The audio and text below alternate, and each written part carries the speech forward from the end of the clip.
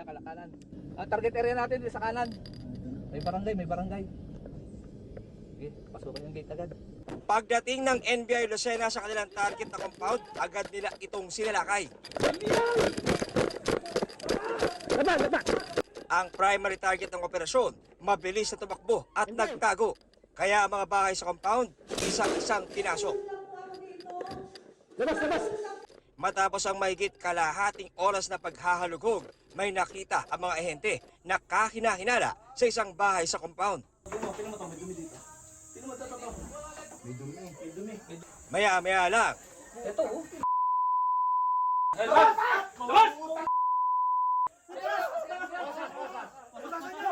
So, nung makita po namin yung mga bakas ng putik ng kanyang mga paa doon sa isang kwarto, natuntun po namin na itong kapitan na ito ay nagtatago po sa ilalim ng kama.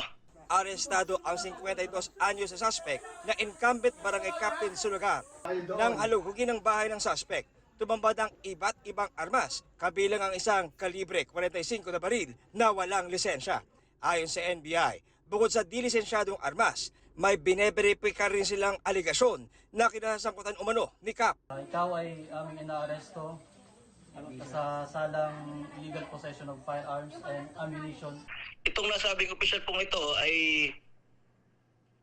nasasangkot sa ilang patayan po dito sa Quezon. Ang involved po dito ay isang government official. Ito po yung isang dahilan kung bakit binigyan at inutusan kami na gawing prioridad ni Director Santiago itong trabahong ito upang agad-agad naming masugpo at malaman ang katotohanan kung ito po ba talagang taong ito ay involved sa mga criminality. Naengkwesta sa reklamong illegal possession of unlicensed firearms ang suspect na hanggang sa ngayon ay wala pa ring pahayag.